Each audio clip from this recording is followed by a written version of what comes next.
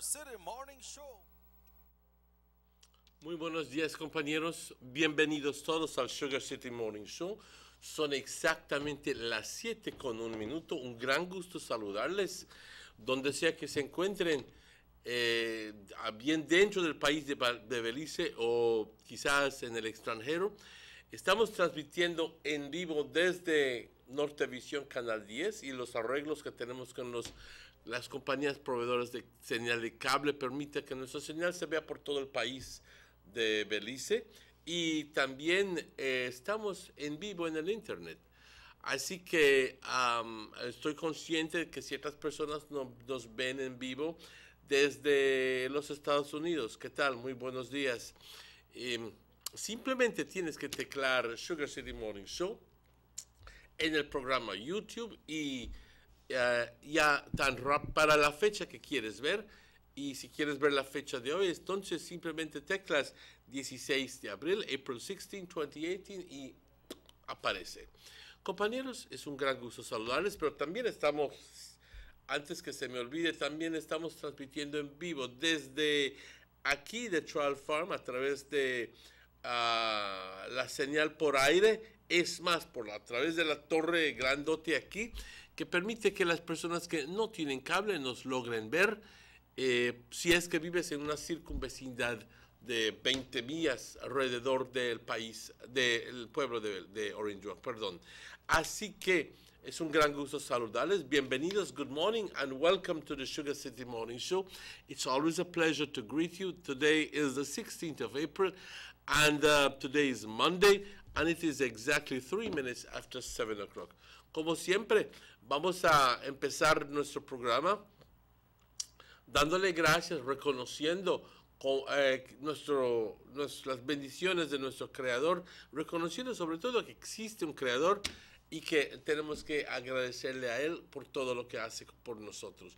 Padre, te damos las gracias por tus bendiciones, te damos las gracias por todo lo que haces por nosotros, porque hoy sucedió el milagro de que estamos vivos. Muchas gracias, Padre. Te pedimos que nos continúes bendiciendo. También pidiendo, como siempre, para las personas que más lo necesitan, las personas enfermas, los que están en los hospitales, en las cárceles, los que están pasando por tiempos difíciles emocionalmente luego de una pérdida de un ser querido, o quizás están pasando tiempos difíciles económicamente. Padre, cúralos, sánalos, confórtalos, ayúdalos. Por todos nosotros también que tengamos una necesidad, Padre, siempre estás con nosotros, siempre, pero te pedimos de corazón que nos asistas. Padre, te bendecimos, te glorificamos y te adoramos siempre. Amén. Compañeros, es un gran gusto saludarlos. Aquí estoy esperando que me den la señal de el General Weather Forecast, por favor. Pero antes de que entremos a esto, nada más un comentario rápido. Pues ya sabemos de los resultados de la encuesta popular que sucedió en Guatemala ayer. Y quiero decir de que 1.8 y pico de personas fueron a las urnas a votar en lo que es la encuesta popular, ese referéndum, simplemente esa es la forma de decirlo en español, la encuesta popular, y de todas las personas que fueron a votar, el 95% de las personas en Guatemala han decidido votar sí para terminar con este reclamo de Guatemala, el reclamo que tiene Guatemala con el país de Belice. Pues compañeros, no tengo ahorita el pronóstico, si es que me lo logran pasar, por favor. Ok, entonces en este momento, si es que estás cumpliendo años, te felicito. Si es que estás celebrando aniversarios, también les felicito mucho. Son las 7:06. Rápidamente vamos a una pausa. Tenemos mucho, pero mucho que discutir. Tan pronto yo consiga el pronóstico, entonces lo estaré compartiendo con ustedes, compañeros. Pero vamos a esta pausa rápidamente cuando son las 7:06. Vamos a esta pausa. Residents of Dangriga now have their very own brand new modernized multi-purpose complex, compliments of the government of Belize. This $3.5 million investment in the cultural capital will host sporting events, cultural events, and shows, and can double as a hurricane shelter. Features include seating for 1,000, a fully FIBA certified wooden court, locker rooms with full bathrooms, a stage and changing rooms backstage, concession stands, office space, and ample parking. The government of Belize, moving Belize forward. A fast and reliable internet connection is crucial to the success of any business. That's why we at Pink Boutique chose DigiNet. Not only is it affordable, but it is service we can depend on to keep our business running 24/7. Plus, our DigiNet business plan allows us to stay ahead of the competition. For only $99, we get a dependable fiber connection at super fast speeds. Visit your nearest BTL office and ask about how DigiNet can enhance your business today.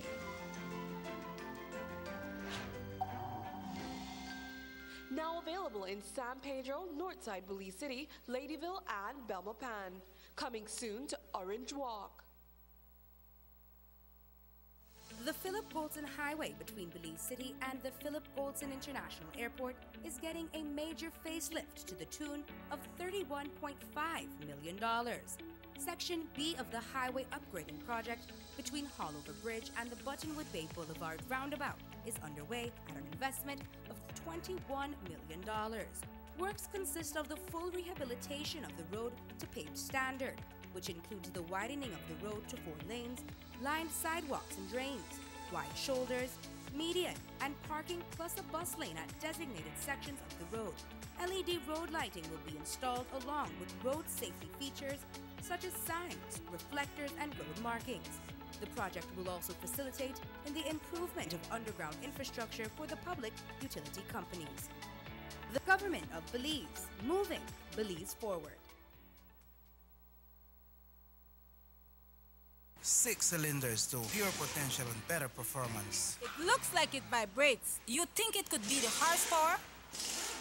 With a quart of oil and the calibration of the injectors, it will start to get the watchers again on the street. We take a motor to its optimal level. We speak machine, Rush Franz, making the world function. Authorized agent, German Vega & Sons. Telephone number 322-3625. Email germanvega@btl.net. Freshly extracted local honey. Perfect for today's dessert. And these locally produced onions, they are just the right size for my popular onion rings and hamburgers. And these cuts of sheep lamb, also grown locally, are just perfect for my succulent barbecue. When I think about my family's health, I buy local products first. After all, they are fresh and healthier. And if you do the same, you're shaping a brighter future for your community, your family, and yourself, as local spending circles back to you. Remember, when you buy local products, you are building a better Belize. This message is proudly sponsored by the Food and Agriculture Organization, European Union, Ministry of Agriculture, and Belize Marketing and Development Corporation.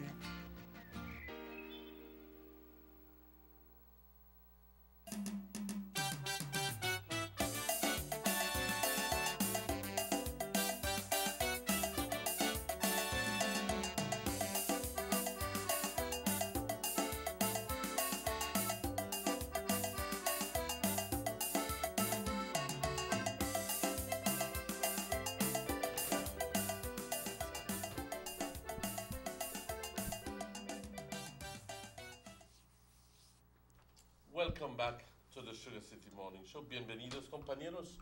Son las 7:11.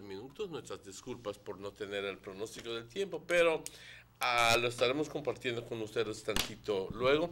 Es un gran gusto. It's always a pleasure to welcome Mr. Robert Checky Usher to the show. Good morning, Chex. Morning, Pop. Welcome. Morning. How are you doing? I'm fine, thank God. How you doing? I'm doing great. As a matter of fact, I took my little walk this morning, which I normally do every day, and it was rather refreshing because at 6 o'clock it was kind of cool. Yeah. Very cool, as a matter of fact. Especially when you walk out to the shower this morning, and you feel that little breeze coming through the window. You go like, wow.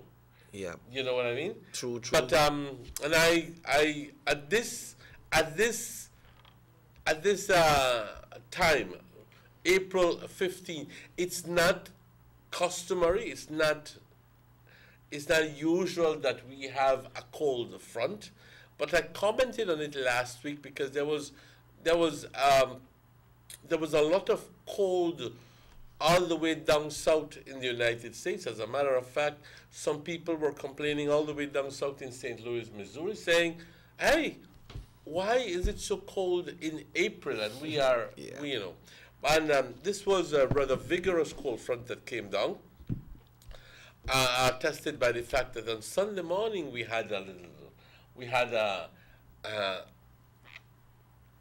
the actual entrance of the cold front, which came in with a lot of breeze and rain and thunderstorms, and obviously all of that is caused by the atmospheric conditions. There's a lot of instability, cold air and warm air being in contact, and one of them wants to go up and the other one wants to go down, and so forth and so forth. As you speak, that's what was going on yesterday in San Pedro.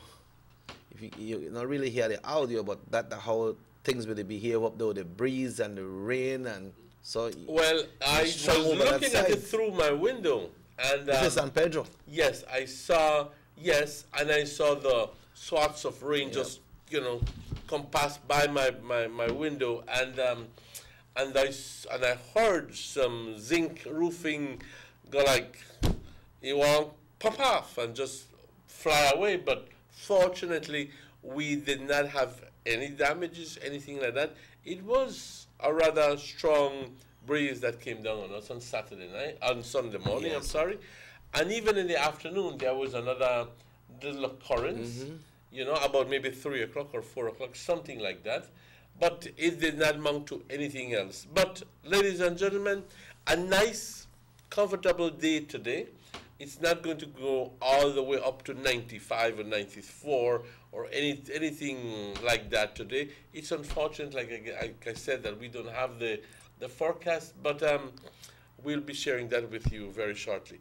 However, the big thing is that yesterday, the people from Guatemala went through, but before we go into that, do you have any announcements?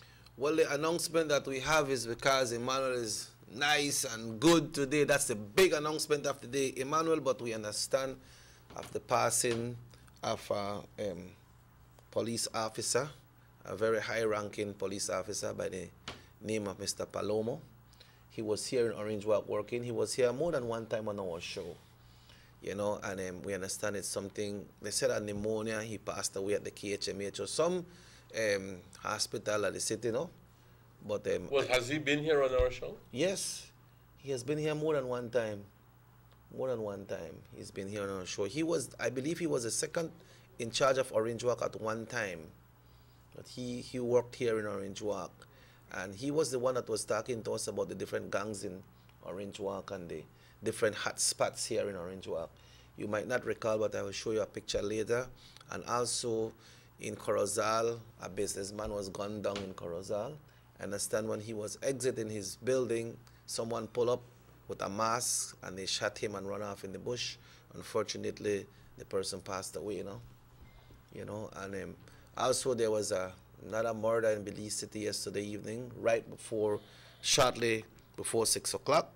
I don't really got all the details about it, but it says another murder in Belize City. I heard it on some reports yesterday, and I received some pictures this morning. So that happened in the city, and also, I understand the arrangements for Mr. Elgin will be sometime this week, no? I don't really have all the details, but I understand. And a gentleman had a, I believe it was a heart attack yesterday in Palmar. I believe he's, I'm not sure if it's Crescencio Mo, but his surname is Mo. Sometime yesterday. You mean he had a heart attack, but he was died? fatal? Yeah, he died. Oh, okay, yeah. he died. Yeah, in Palmar. We're Palmar. sorry to hear that. Yeah, but apart from that, Emmanuel, the highways were busy over the weekend, but I see that coming from San Ignacio now in the Belmopan area, and so that people are doing well when it comes to the high beams, right? They are, you know, that they cut down on the high beam. And you know something else? I think that I must clarify one thing, that we have been talking about the traffic situation at night, where some people take advantage of the supposed absence of traffic wardens at night. It was quite comforting to see that there were some traffic wardens, municipal traffic officers, on the streets on Saturday night. Wow, that's good. And I think it was Saturday or Friday. I'm not sure. It could easily. But the point, the date is not important. The day is not important. The point is that I don't know if it was a response to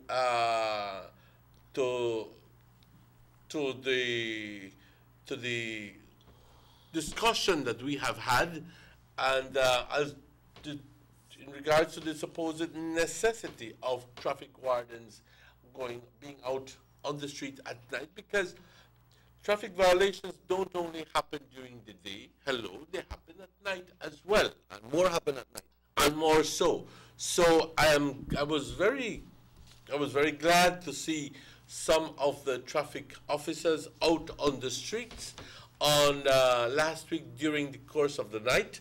Early in the night, I'm not telling you that it was late at night, but they were out, and I do believe that this is a beginning. If it is just something that has just started, then I applaud you, and whoever it is, because this is a response to a need from the people.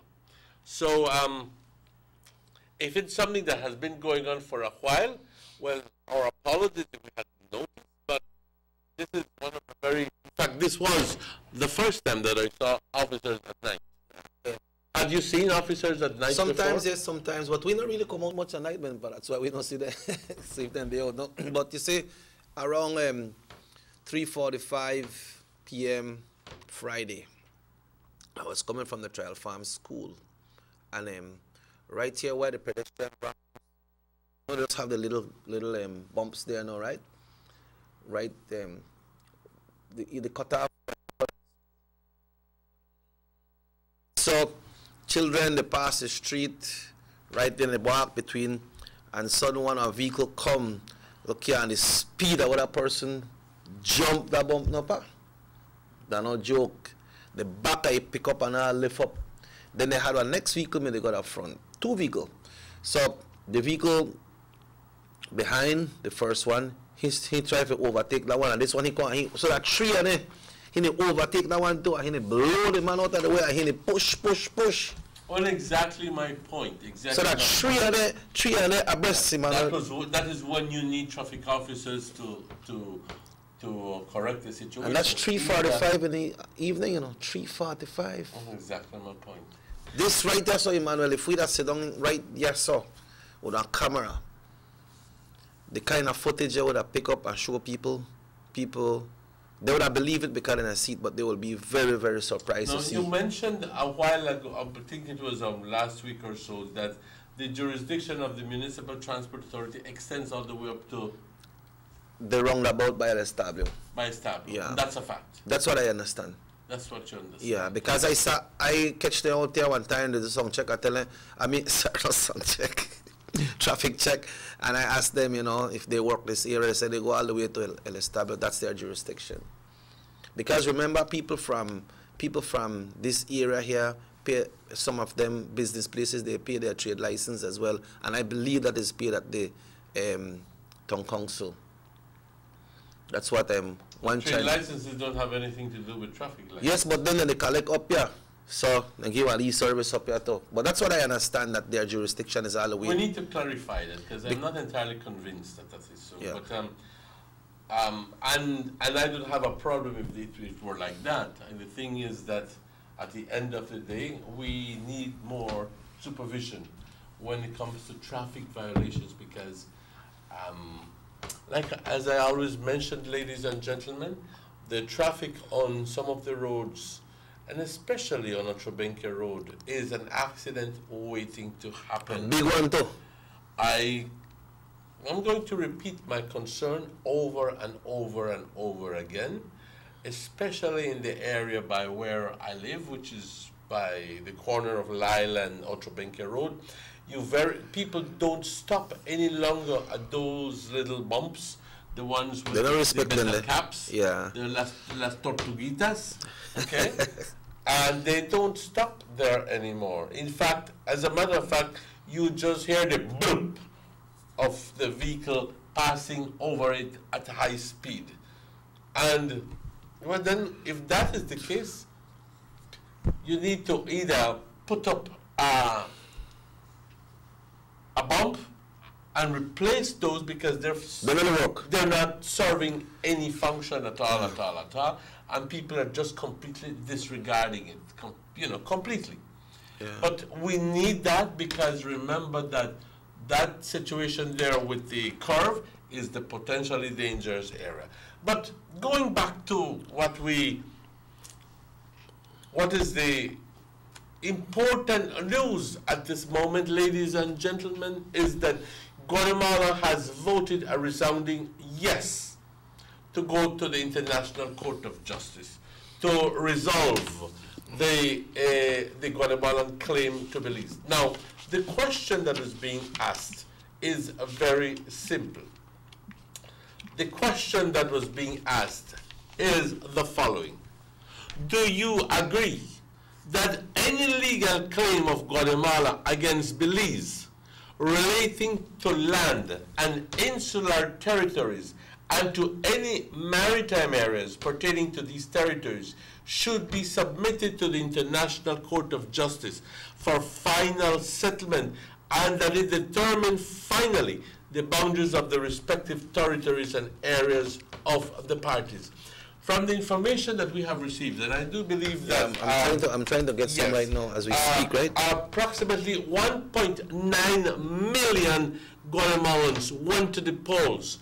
And of those 1.9 million Guatemalans, approximately, 1,757,000 and albor voted resounding yes, that they want the claim to be taken to the ICJ. There were very few votes against it. In other words, about 75 or less than $100,000. We're getting the exact figures right now as we speak. Yeah, all right, Pastor, you could go through. Okay. You could try to say, just browse through it, and then all right.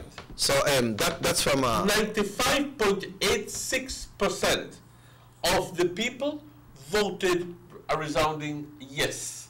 In other words, of the... That's 95% of the voted class. Of the votes, 1,731,808. I stand corrected. 1,731,808 voted yes, which represents 95.86% of those persons who voted. And there were 74,807 votes according to the Prensa Libre here page that we're viewing, representing 4.14% of the people who voted. That is 4.14, like I said, percent of the total amount of votes cast. Now, there were a total of 7.5 million voters who were eligible to vote. 7.5 million voters who are eligible to vote in Guatemala. So, if only approximately 1.9 million voters went to vote, then it is an astoundingly low voter turnout, representing approximately 20% or so. We don't want to get into all the point this and point that, but 20% of all the voters who are eligible to vote who actually went out to vote. It is what would be rather interesting to find out who were the people who actually went to vote. Is it mostly the urban residents or the rural residents, or is it the older people, or is it the younger generation who voted? But they were saying also that this was well promoted in Guatemala, Emmanuel, because you understand, even when you go and purchase items at some of the stores, when they give you out a little receipt, it remind you to go and vote. You know, plus they have it on all the medias over the places. So it was a strong publicity in Guatemala. So wonder why the percentage was so low, because it's a very low turnout. You know, and then what does that mean? Does that meet the threshold, or there's not a threshold?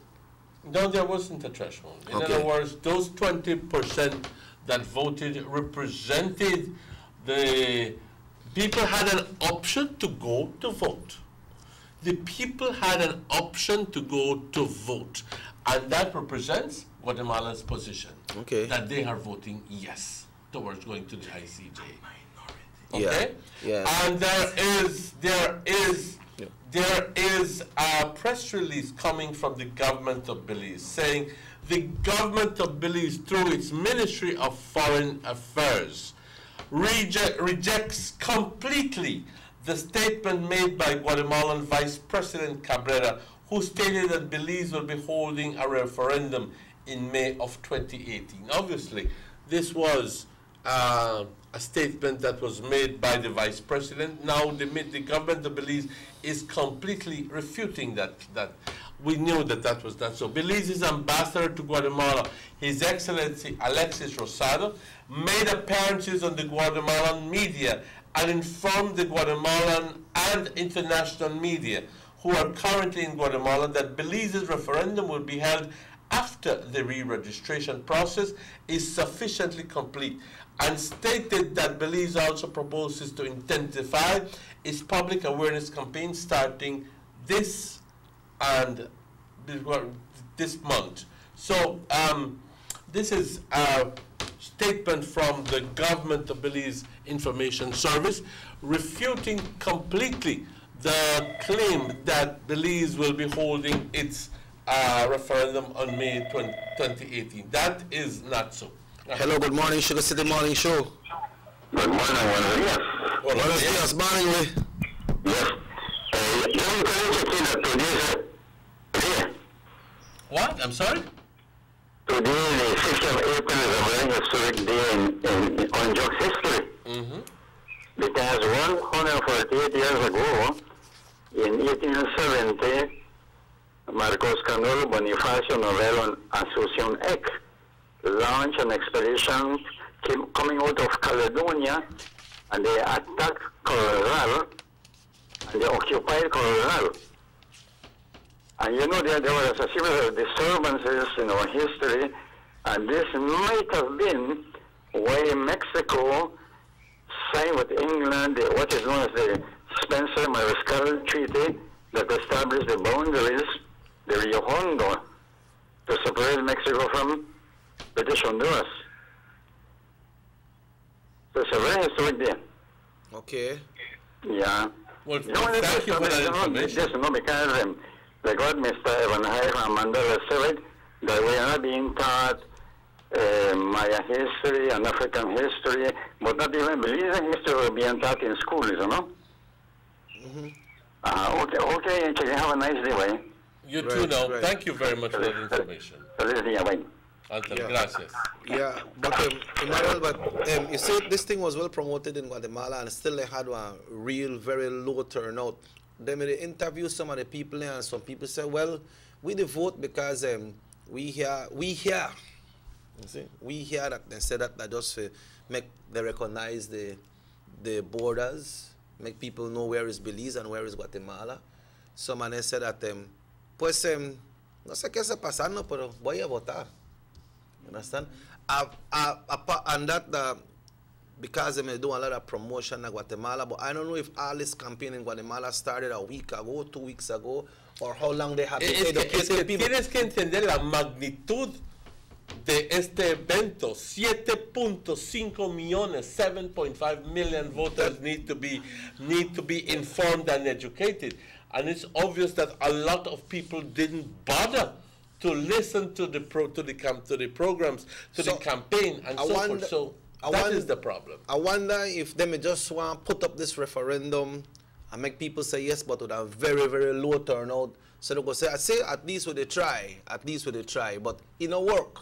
It don't work. Whatever, if they may put any politics in it or whatever they may put, because like you said last week that they don't want to tell the people no, because they want to say that, okay, say we push to do this, if we make it happen for UNO. You understand? But some of the people also say that for a better relationship with Belize and Guatemala, but they always mention El País de Belize. So they recognize that we our country and we own. You understand? But why was a low turnout, Emmanuel? Me and you not know, because because of the campaign, the way how they handle the campaign, and the timing. Maybe they may need a whole 2 years to the amount of people Guatemala have. You know, in the Petén area, Petén is a very big area, but not much in a population, but they're very big. And you know, if make you reach out to all of them people there, sometimes it not just work through publicity, through medias. This thing have to be like one campaign when you go to election, man. Especially if Guatemala have so much people and they spread out so much like that. I don't know if that's the way they do it when they have the village council or departamento and elections. So if that's the same way they do it. And I think that there is this large difference between Guatemalans and Belizeans when it comes to these things, because we love our talk shows and we love all these public statements coming from different people in authority, and we like to comment and we like to refute, and all these things are being talked about in the market, in the bus stop, on the buses, in the taxis, everywhere you go. We are just more conscious of these problems, of these situations. We always try to be up to date. Up to date and so forth. So I don't think that we will have the low voter turnout as it happened in Guatemala. Apart from the magnitude of having 17 million, of which 17 million, 7.5 million are voters. And to think also that there are polling areas where people live in remote areas, in other words, in the mountains and in the villages where sometimes the information doesn't get to them, and some of them are so taken up with their work that they go like, encuesta popular, ni me va ni me viene, al final del día. But I think that the overriding sentiment that is coming from the people in Guatemala, and especially one of the commentators who said yesterday very clearly that the youth did not come out to vote. Now, this is very significant. Yeah, true. The youth, the young people did not come out to vote. Let's take that call. Hello, good morning, Sugar City Morning Show. Yeah, good morning, Shakir. Morning, bro. Morning. Morning, Mr. Martinez. Good morning to you, sir. I only just want to put my idea in this Guatemala issue, right? Yes, sir. Go ahead. The first thing that I have to say is Belize is for Belizeans, right? So we don't have to worry about Guatemala this, Guatemala that. And the next thing, if we go to the ICJ, if Belize wins the case, what is Guatemala going to give Belize? Belize as a reward or as a compensation, right? But we're not asking for any compensation. All right. Thanks, sir. Thank you. We're not asking for any compensation. Going back to what I was telling you, we are a more conscious society. Yeah, we more up to date. We're more up to date. Because I would venture to tell you this. Like what you talk about in the remote area, some of them think some of them people not even vote for election. For them, once they could go to their farm and they could plant their can and get what they want, they got their ganados and so they could eat every day. But the young people who live in the urban areas, in Guatemala City, in Quetzaltenango and so forth, just did not bother to go out to vote. And the question is, why?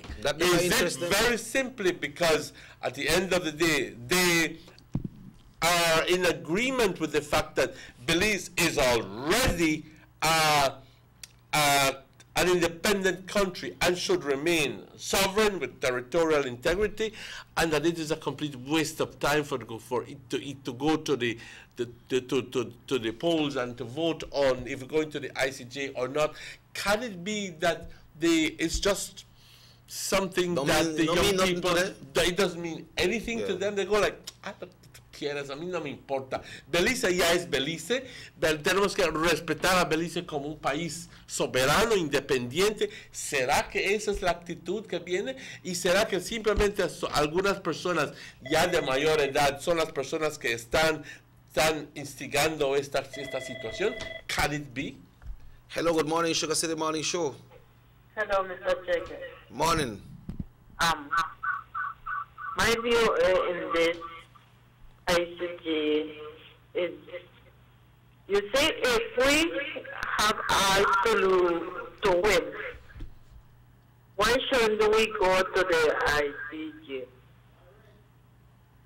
If they are claiming a piece of my land by my neighbor, and the only way that I can tell them this is mine and you have to respect it is by going to the court, why shouldn't I? I have my papers, I have my way, and everything is legal. Thank you, common sense. Then, that's the best way to do it. I don't like Guatemala coming over to Belize, having control over our waters, doing whatever they want in our country. That is not right. This is not a political event.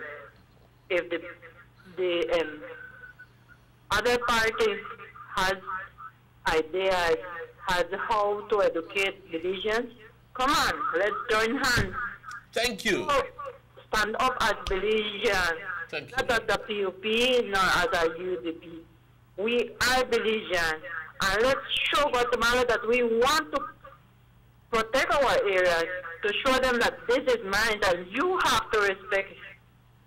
If it's by going to court, why not? Thank you. We have to win. If we have all to win, then we are not afraid to go to the court. Thank you. Prove to Guatemala that this is ours, and they have to respect it. That's my view, Mr. Chicken. Well, you have the right view. Thank you very much. Thank you very much. You see, Manuel, negotiations, consultations, and meetings and everything. Like what this lady say, me and my neighbor, they talk and you can't solve it. Then the things, they never work. Okay, your brother, they try so hard to negotiate to them people.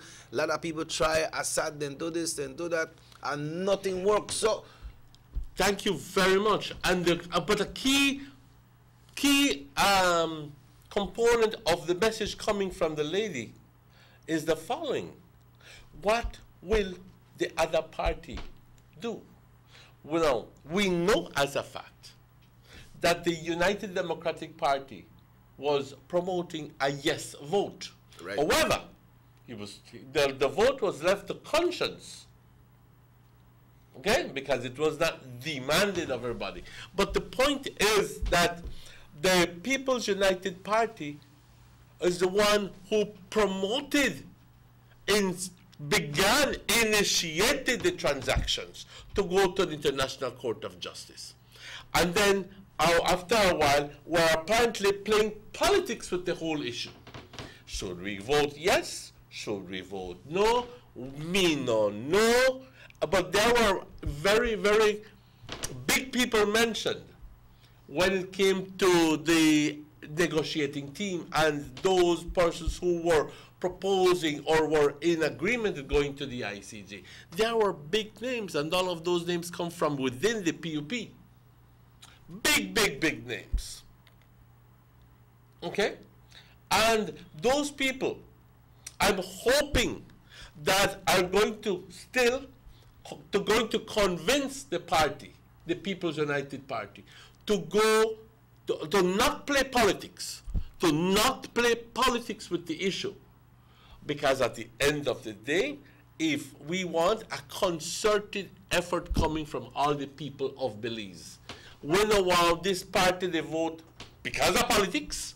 Because of politics say, no, we don't want to vote no because this and this and this, because they want to be those who are in the popular vote. Yeah, but you see, Emmanuel, because they could play politics with it too. Emmanuel, you remember what you reported right here on the show last week, that you were listening to a show on a TV network in Belize, and what the person presented on that show. Mr. Colin Gibson. That he gave the host like a change of heart. That's right. So the education of this thing is very important. Obvious. And I believe that will mess up Guatemala. Hello, good morning, Sugar City Morning Show. Yes, I just was wondering, my way back, you could have remember back in the 80s, the Guatemalans militarization were the ones who wanted Belize, not the civilians. And as the opposition yesterday or 2 days ago on the television, he said that if the opposition party from Guatemala was in power, then Jimmy Morales wouldn't take up this case, because the militarization are the people, I think, are part of that 1.9 million people who voted. And it's only the very few. What happened to the lower class, the indigenous people? I think they were being tricked on what was going on. So a lot of people were not educated on what was going on. So true. I remember back in 1990, December, during a conference in Miami, that January coming in 1991, that's when Guatemala recognized Belize as a sovereign independent country. Yes. So why we have to go back again? And then further on, you had another president coming in, and the place that Belize was independent or sovereign. Then, let's say, for example, if yesterday, 3 persons can vote, the clown, wife, and sweetheart, and the 3 of them may vote yes, would that have counted as saying all Guatemala? You have to watch the company 2 sides, the no's and yes, because who are the people who voted? Or these are really diehard people who want, that issue is the militarization. I know the militarization were the ones who voted for that. That's point, no? Yeah. Thank you. Yeah, but you could put it in a more one way. That was just a proponent. One of the listening to, I think it was Marisol, who was not Marisol, but the other young man from the earlier report, Hipólito, who was saying that some people were saying, I'm not going to vote because even if in the scenario that Guatemala would win, aloof as it may seem, but he says, you think the poor people are going to get that property? You think that is going to be distributed with the poor people? Says no, the military are going to grab control of that area. But that's just the way they were thinking. So in that perspective now, you have said the amount of people were going to vote, were voted yes. They might have some that vote yes for peace. Make we settle this thing in a nice way. And I got some who might vote yes to say, hey, we are going to grab that for we that. Emmanuel, but we need one break. Yes, we need to go on a break. When it's exactly 14 minutes before 8 o'clock, but we'll be right back with you with more. Remember, the number to call is 302-2170. Or if you need to send a text, 600-5769. Let's take a break. En la cosecha de caña de azúcar, es recomendable realizar la cosecha en el momento ideal, cuando la caña de azúcar ya está madura, así va a recuperar la mayor cantidad de azúcar con la mejor calidad. Existen varios métodos para determinar la madurez y calidad de la caña a ser cosechada. Síntomas visuales para determinar la madurez de la caña de azúcar son: las hojas se vuelven amarillas y se secan. Se reduce el número de hojas activas a 5 hojas o a menos. Los entrenudos de la parte superior se acortan. En algunas variedades tempraneras, la floración es un indicador de madurez. Midiendo el Brix del tallo para calcular el índice de madurez, es decir, para asegurar si la caña ya está madura. El Brix del jugo en la caña de azúcar tiende a equilibrarse a lo largo del tallo, una vez que llega a su madurez fisiológica. Con un refractómetro de mano se toma la muestra. El Brix superior se toma en el entrenudo que corresponde a la hoja más 7 y el Brix inferior se toma en el segundo entrenudo sobre la superficie del suelo. El índice de madurez es la relación entre el Brix superior y el inferior expresado en porcentaje. Por ejemplo, si el Brix superior es 18 y el inferior es 20, el resultado expresado en porcentaje sería de 90%. Para que una caña se considere madura, el resultado debe estar entre el 85% y el 100%. Análisis de la caña a nivel de laboratorio. Con este método, es necesario colectar muestras de tallos de caña para extraer el jugo. Luego se analiza en el laboratorio para determinar el POL, pureza y Brix. El POL es el contenido real de sacarosa presente en el jugo y es determinado a través de un polarímetro. La pureza aparente se refiere a la relación entre el POL y el Brix del jugo expresado en porcentaje. Una caña lista para cosechar debe tener valores entre el 81% a 100% de pureza. Entre más cerca al 100%, más azúcar se recupera. Una vez determinada que la caña está madura, se procede a la cosecha. Se recomienda realizar la quema en horas que presente el menor riesgo a quemas accidentales. Sin embargo, la cosecha en verde es lo ideal. El corte de la caña se debe realizar al ras del suelo, para aprovechar los entrenudos inferiores donde se encuentra la mayor concentración de azúcares. De este modo, aumenta la producción y el rendimiento de azúcar por acre. La caña debe acomodarse en bultos para facilitar el alce y minimizar el porcentaje de materia extraña, tierra. El bulto debe ser del tamaño del agarrón de la alzadora para evitar el uso del empujador o piler. El despunte debe hacerse en una altura adecuada para así eliminar los entrenudos superiores inmaduros, al igual para no dejar caña moledera en la punta. La caña debe de estar lo más limpio posible, libre de hojas, raíces o lodo, conocido como materia extraña. La cosecha se puede realizar de 3 maneras: cosecha manual, semi-mecanizada o mecanizada. Cosecha manual: corte y alce manual, jarochado. Cosecha semi-mecanizada. Corte manual: se acomoda en bultos que posteriormente son alzados al camión o tráiler por medio de máquinas alzadoras. Cosecha mecánica. Este ha tomado auge. Es la cosecha utilizando las máquinas cosechadoras. También reduce el costo total de la cosecha. La caña debe ser cosechada y entregada al ingenio lo más pronto posible a partir de la quema. Debe ser a menos de 36 horas para asegurar la mejor calidad. Durante el transporte del cañal al ingenio, se recomienda asegurar bien la carga usando varias fajas o cadenas para evitar la caída de caña durante el transporte.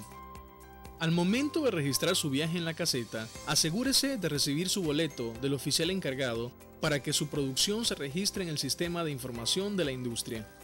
Estimado cañero o cañera, implementando mejores prácticas en la cosecha y transporte de la caña de azúcar para maximizar la producción de azúcar y de la mejor calidad posible.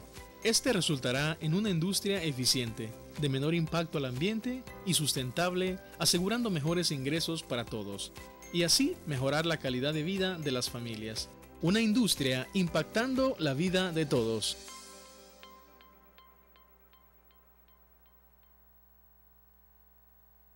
You have an 8-cylinder powerful engine disguised as an aluminum alloy that spins at 8,000 revolutions per minute. Goes like this. You think it's a turbo? No, with a cleaning of injectors and a change of oil, you will run more efficient, my friend. For those who understand the engine like it talks to you, we speak machine. Rush France, making the world function. Authorized agent, German Vega & Sons. Telephone number 322-3625. Email germanvega@btl.net.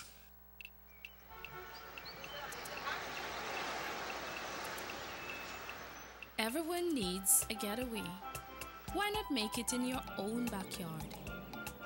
Learn the history of your old capital.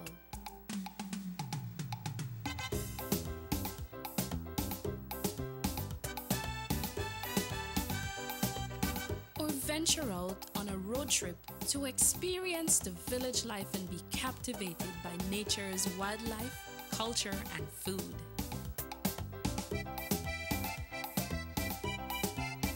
Belize, where you can discover how to be a Belizean traveler.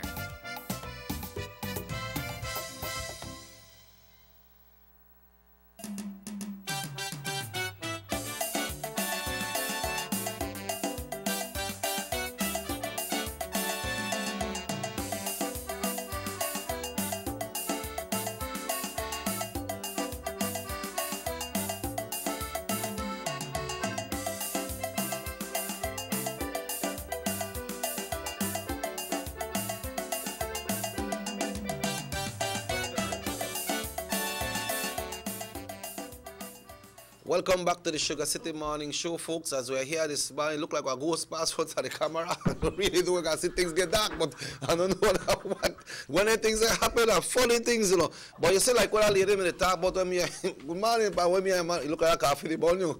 What? I apologize because the coffee was indeed burning, and I spilled a bit on the floor. But Emmanuel, you see what we discussed the last time, right? Like what the lady said a while ago. You remember I told you in the Cayo area, I have a family member. A wife and a husband was shot because of a little alley when they made a quarrel about.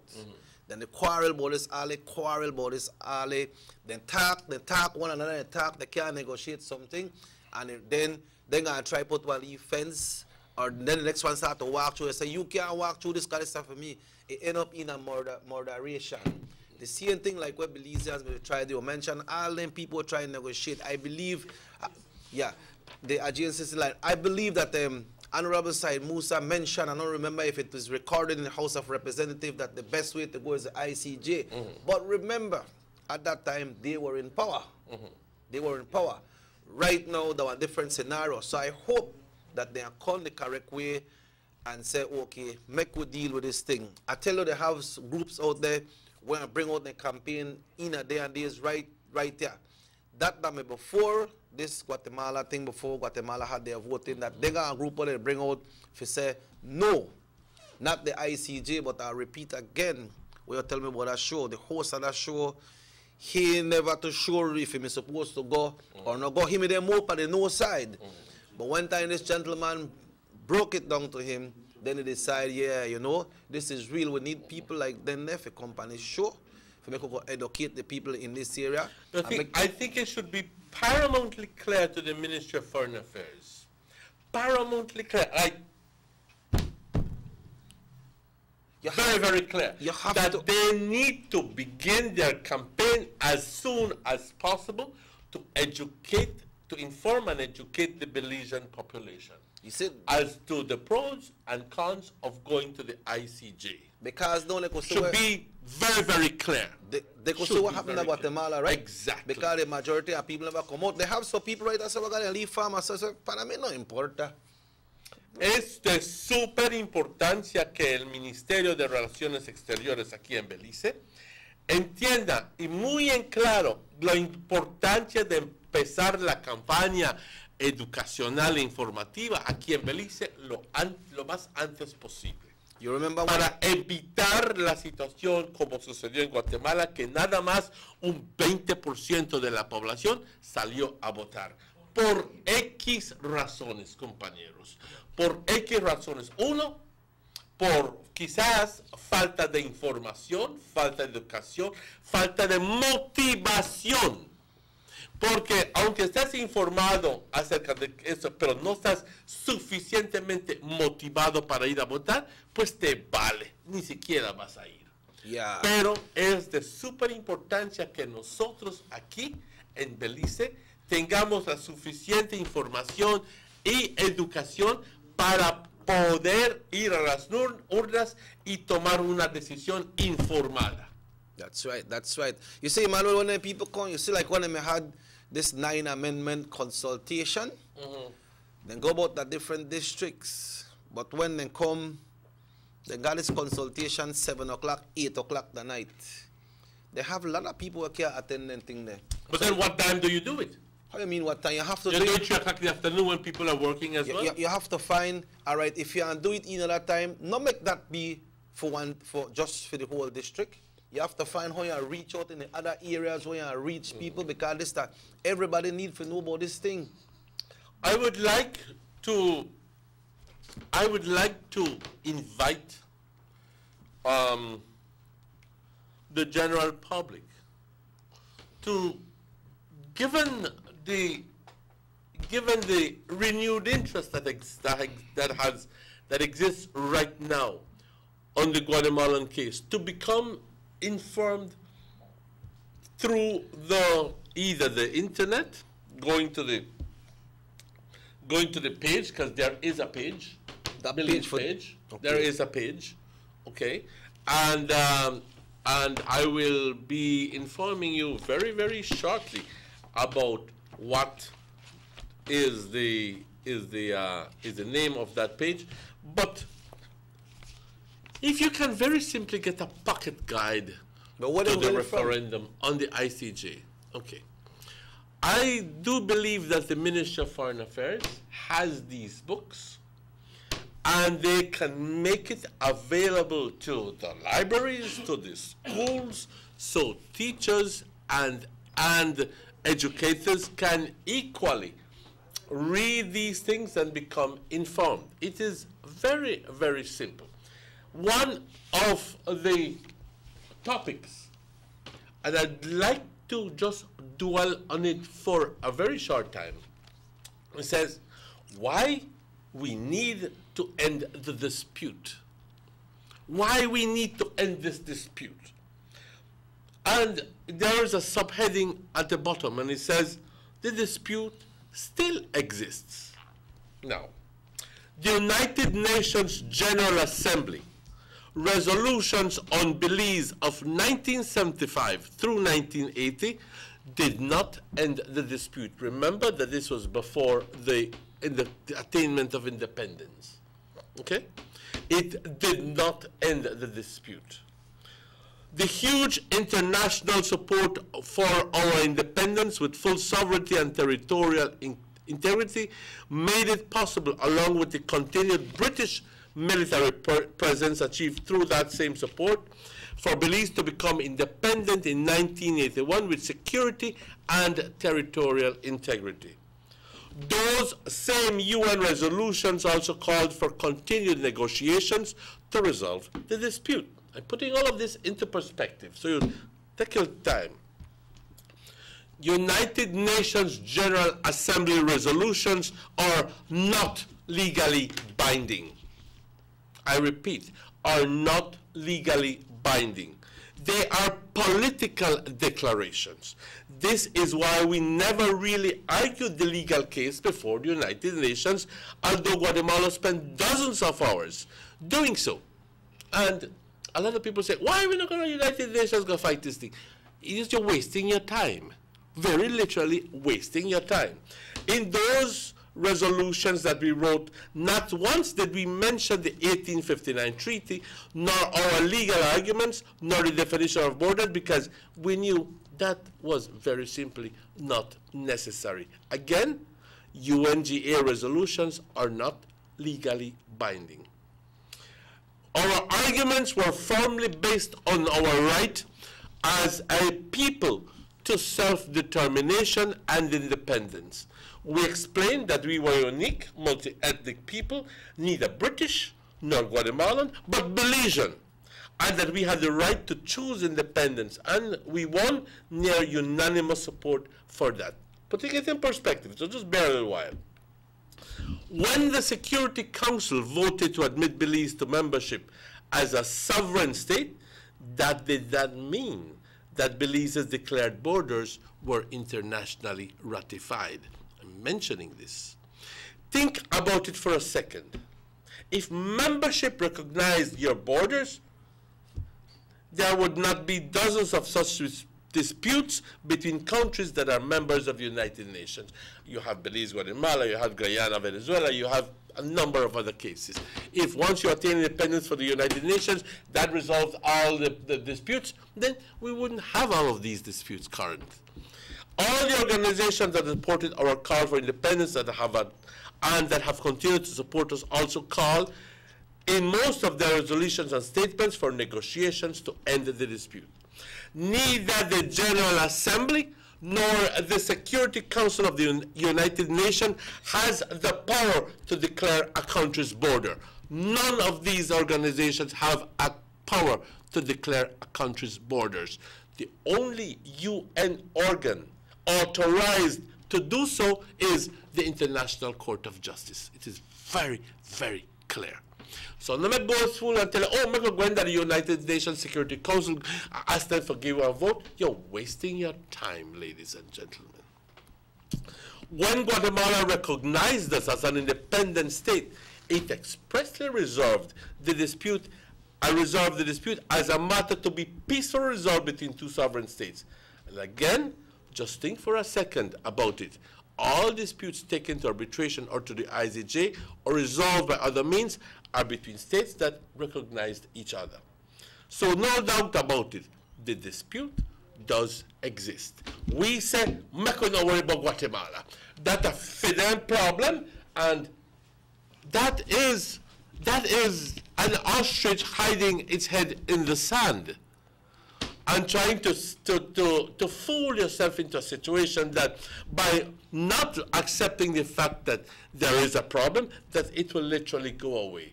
Oh no, please don't. Can we defend our border and stop all incursions? That is the following question.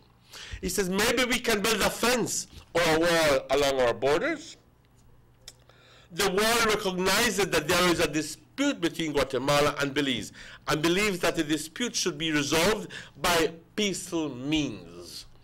Any attempt by us to erect a fence or wall at our border will be seen by Guatemala and also by the international community as a hostile act that goes against the United Nations Charter. And the consequences that will flow from that are not difficult to imagine. As a matter of fact, they're easy to imagine. So forget fences and walls at the moment. It is only by going to the International Court of Justice and after the verdict comes through that we will be able to build our fence and our wall.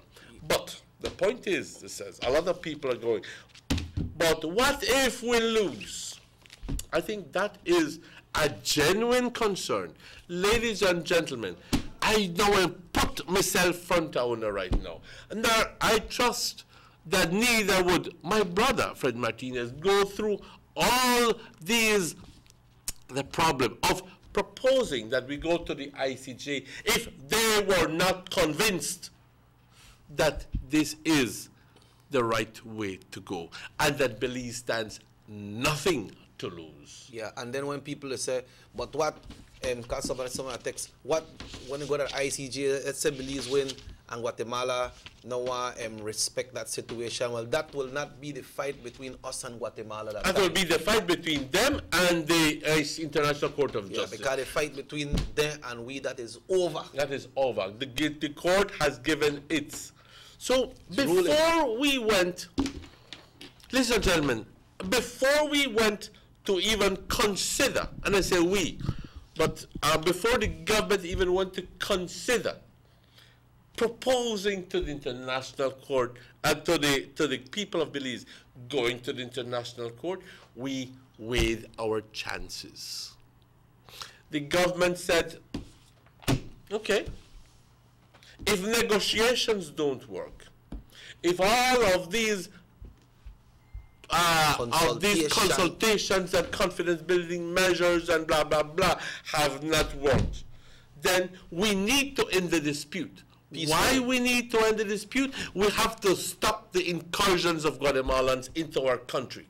Would you like to pass down this legacy to your children and to your grandchildren? Where Belize is being accused by Guatemala, oh, ya van 13 personas que han matado en territorio guatemalteco, when in fact it is Belizean territory? And don't say that it is not your problem. Please. Please, that's an ostrich hiding its head in the sand. There is a problem, but hey, so if we have to be very systematic about this, if we decide to go, well then let's look at the possibility of us winning.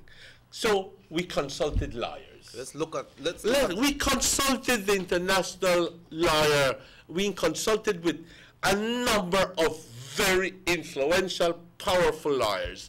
And we asked them, the government asked them, can you give us an opinion on going on Guatemala's territorial claim to Belize? What if we were to go to the ICJ, would we win or would we lose? This happened from before. Yeah, and let's look at it positive, man. Let's look at it positive. This is the book, The Legal Opinion on Guatemala's Territorial Claim to Belize. And you know something that was made resoundingly clear to all the people concerned is that these lawyers, and I will mention who these lawyers are. Sir Elihu Lauterpacht, who has just recently passed away, is a British national, a highly experienced academic and practitioner in the field of public international law. He had been active because he passed away, as an international litigator, advisor, and arbitrator. Among the countries for which he has appeared in land and maritime boundary cases are Bahrain, Chile, El Salvador, Israel, Malta, and Namibia. Let's take the call. Good morning, Sugar City Morning Show. Good morning. Can I give a comment? Yes, certainly. Sir. Go ahead. Hello? Yes, go ahead. Go ahead, sir. Go ahead.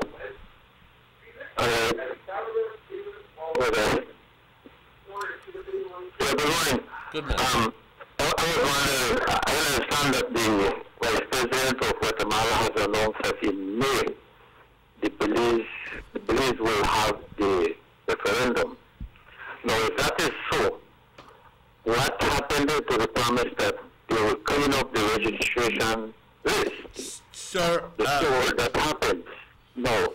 If these things are being promised to the Guatemalans, then it's not so clear what else other the government has promised to them. And this is one of the things that is worrying, because then trust has not been sustained from the people. It has not been convincing that the position of Belize is a clear-cut one that will result in the people being confident again in the government. Now, unless this thing is made, then there will forever be a doubt, and the government needs to do something now to make that confidence come out. Because if you are going into something and you're not so sure why and what will be the result, it's like having no forecast of your work. If If you are building something, you need a plan that at least you can see how the end result will be. So that is the worrying thing. Then confidence is one of the things that this government needs to work on. It doesn't look like if it's giving enough for people to be confident. If they promised Guatemala that next month they will hold a referendum, and they promised the Belizean people that they are going to clean the registration list, something is wrong with that picture.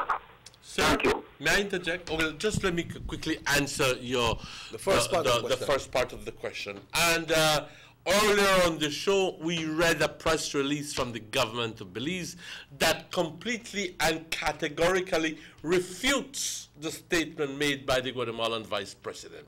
In other words, the man they talk out of line. Nobody has promised. No Belizean diplomat, no Belizean authority has ever mentioned anything about May having a referendum in May of this year. So the man talk out a line. And nobody can call that for us. And right, but the government has issued a press release, as a matter of fact, which can we read that again? I don't have it here. When you come back, we'll have it. Okay, we'll have that. Okay, but it has issued a press release completely denying and refuting that information, that the Guatemalan vice president very simply spoke out of turn. It is not so. No promise has been made by the government or by any diplomat or by any official of government, and promised to have a referendum in May 2018. So that is gone out of the picture. That is not happening. Maybe that's the way he wants for him people to believe. But why want to break in a short the doc, but let's go through these text messages. Someone say, what will happen if we lose? What will we Belizeans do? Will we become Guatemalans? You see, that's a good question. That's a good question. So let me return to, I want you to listen very attentively. I want you to listen very attentively to what I was saying.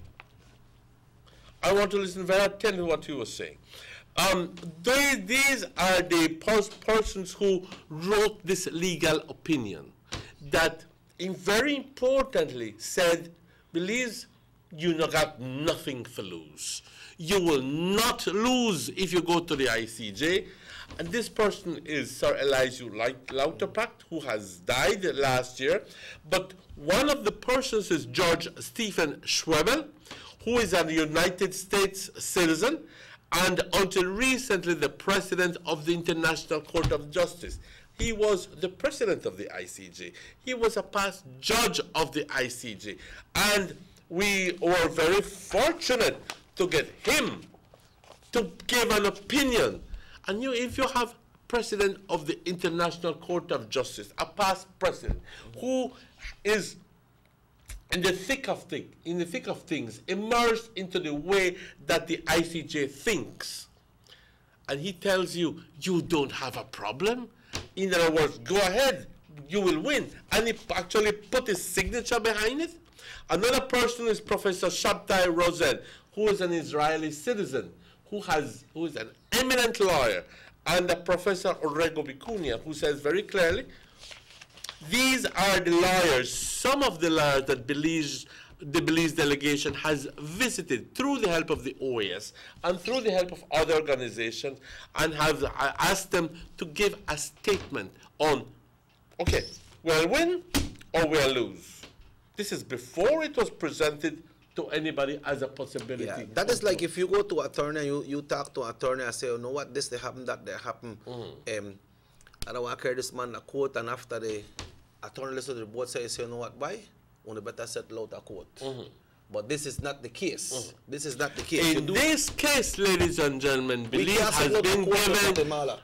has been given go ahead by all of these judges, and saying Guatemala's position, and it says very clearly in conclusions, and it is these people have actually signed, and it says, And it says, conclusions.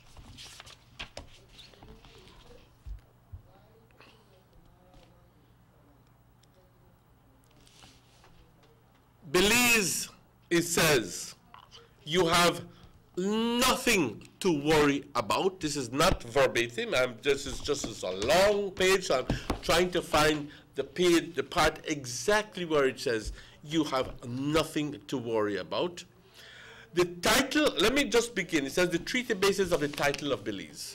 This is the actual legal work by the judges. It says, the title of Belize to its territory is supported in the first instance by two treaties, okay?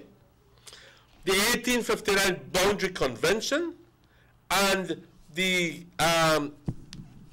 it says, I apologize there, the Guatemalan Constitution had been, oh, okay, let me just quickly stop reading and talk ad lib here to you. Guatemala's position, ladies and gentlemen, is very simply that Guatemala signed the 1859 treaty and was coerced into signing the 1859 treaty. And this is important, very, very important, that Guatemala was something like forced to sign the 1859 treaty, coerced into signing the 1859 treaty by England, because England said, tell you what, I will give you a road and I will give you 50,000 pounds way back in 1859 if you give me the territory of Belize. That the note, the general,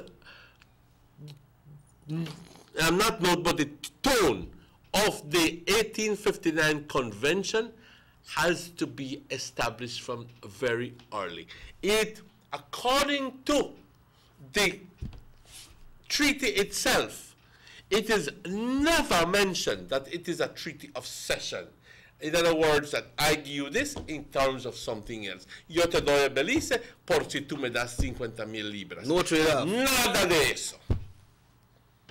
Eso no tiene, y tengo copia del tratado aquí, que les voy a compartir con ustedes. Pero el tratado se tiene que ver como un tratado simplemente cuando dos países entran y definen cuáles son las fronteras entre esos dos países. No quiere decir que si, porque el artículo 7, donde Guatemala, cuando Inglaterra debió de darle a Guatemala 50,000 libras para construir la carretera, que porque Guatemala no lo dio, quiere decir de que todo el tratado es nulo y que no está en vigencia. Ese escenario no es posible, no es factible, no, la Corte Internacional no van a comprar eso enteramente. Enteritamente, porque nada en el tratado dice, de que esto es un tratado simplemente de te doy uno por el otro. Ese es el tono, ese es el tono del tratado. El tratado dice simplemente, yo tal y tal y tal estoy firmando de que esta es la frontera, esta es la frontera y esta es la frontera. Y luego por el artículo 7 por debajo dice, y para ayudar a promover las relaciones entre los países, vamos a construir una carretera. No te dice de que porque estoy pasándole el territorio de Belice a Inglaterra y tú, Guatemala, en cambio de 50,000 libras, no dice eso. Pero eso es la posición de Guatemala. La posición de Belice dice, y de los abogados y de Inglaterra, entonces, enteramente no es eso. Así que Guatemala no tiene ninguna posibilidad de ganarlo. Pero, compañeros, y aquí es un pero muy, muy, muy importante. La ley internacional dice de que aunque se descubriera de que el arreglo fuera nulo y no vigente, si sucediera, las fronteras establecidas dentro de ese tratado siguen en vigencia. Así que, pero Guatemala lo sabe muy bien.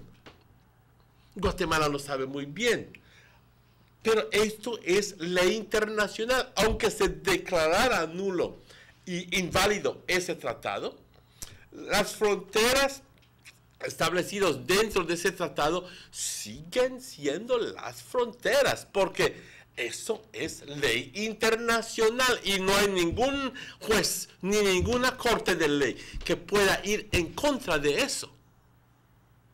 Eso es muy importante que se entienda. Y ya animado por estas declaraciones de estos jueces, entonces te dice nuestra posición, la posición de Belice es, pues, adelante. No tenemos nada que perder, absolutamente nada que perder. Así que pone detrás tus miedos, pero vamos a seguir adelante como un país, yendo con toda la certeza de que vamos a ganar. Esta es la posición de Belice. Okay. Pero son las 8:22, compañeros. Vamos a esta pausa y estaremos de vuelta con ustedes. Si te recuerdan, el número para llamar es 302-2170. Y si es que quieren mandar textos, 657-69. Yeah, we got some of them to read, so I want to come back and read these texts. Maintaining steadiness, consolidating stability, advancing growth.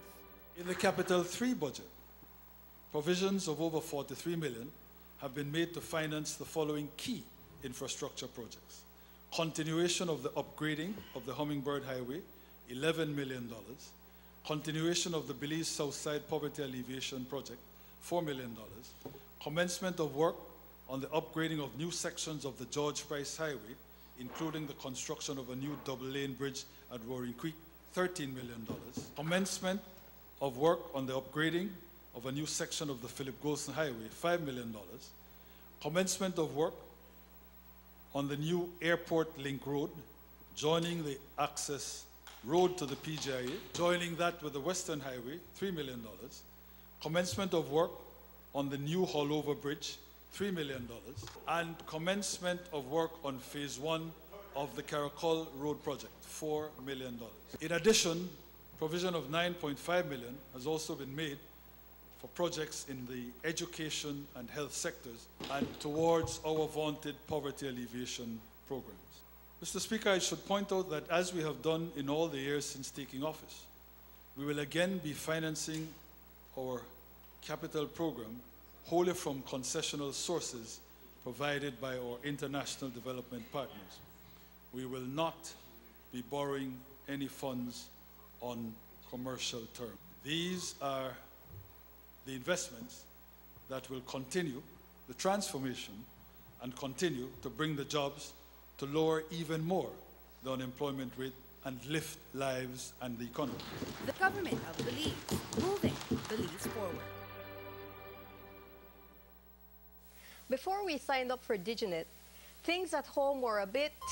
Mom, just having up the internet. Who's sick? Fix it. Chaotic when it came to the internet. But since we signed up for DigiNet, fiber optic internet for your home, everything has been going Awesome. Everyone can be online at the same time, consistent and reliable speeds, no more fighting for internet. It's a mother's dream. It's so affordable. I got a 20 megabyte plan for only $169 monthly. Plus, it comes bundled with a free postpaid plan and free home phone service. We're saving over $200 monthly. It's an unbelievable deal. Perfect for families.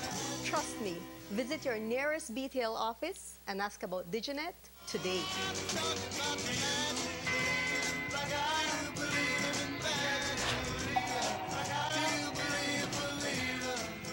Now available in San Pedro, Northside Belize City, Ladyville, and Belmopan.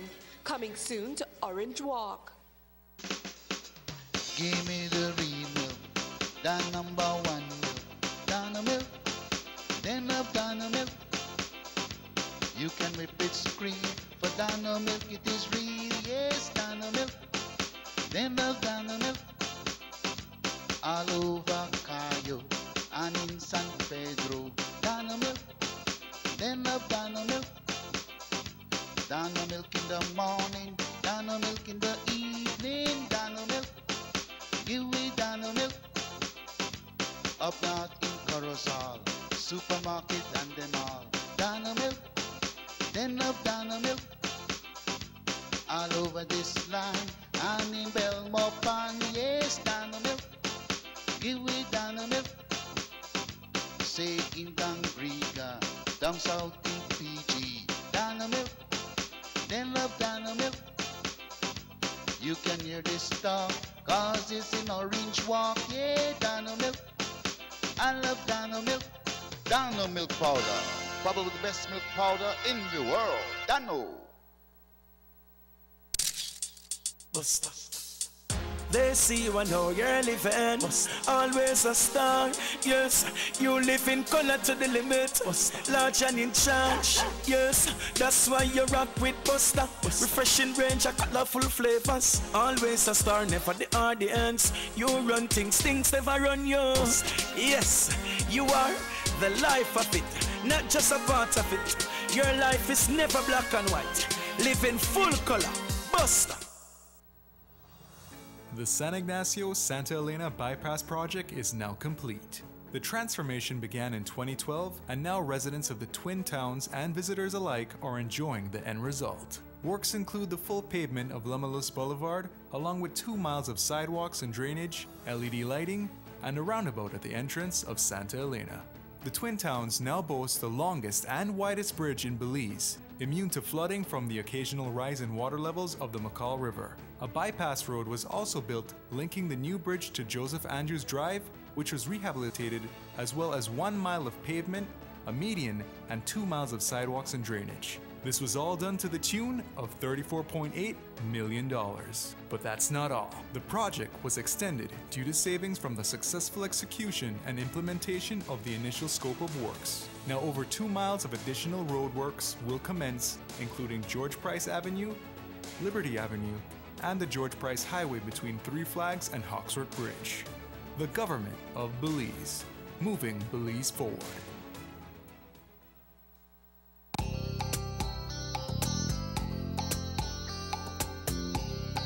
Everyone needs a getaway. Why not do it in your own country?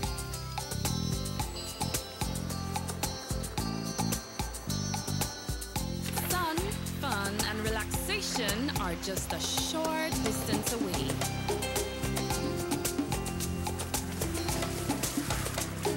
Have a taste of barefoot living, or enjoy the sounds and taste of an authentic Garifuna village.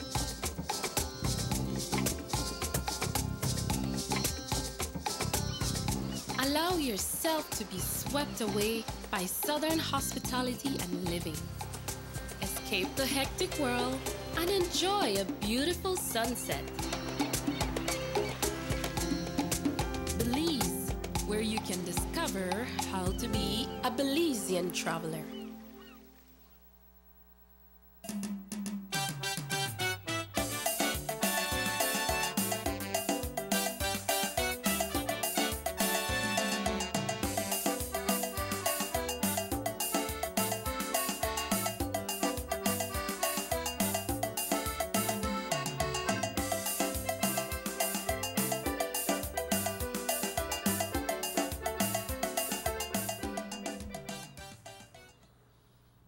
Welcome back to the Sugar City Morning Show. It's exactly 8:30.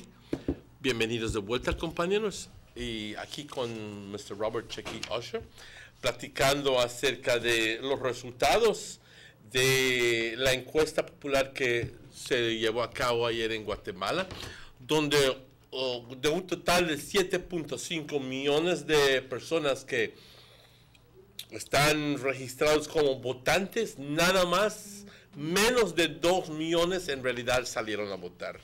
Pero de los 1.9 millones que salieron a votar, el 95, casi 96% ha votado sí para que Guatemala siga adelante, dándole permiso al gobierno de Guatemala. Eso se tiene que entender claramente. La gente está dando el permiso a Guatemala, al gobierno, para seguir adelante y llevar el caso Guatemala-Belice a la Corte Internacional de Justicia.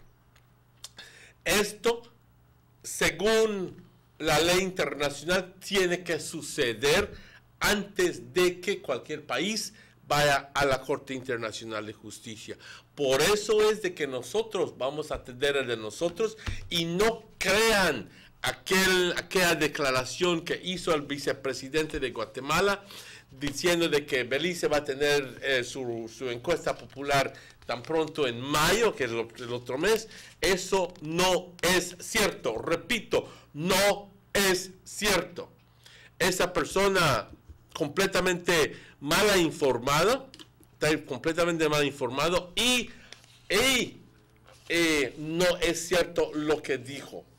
Ha sucedido de que el gobierno de Belice ha sacado una nota de prensa, una comunicación completamente negando ese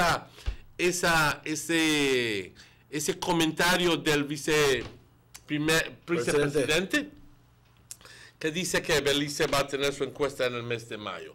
Eso no es cierto. Como repito, el gobierno de Belice ha sacado una nota de prensa hace no sé cuántos minutos, menos de una hora, negando ese comentario que hizo el vicepresidente de Guatemala.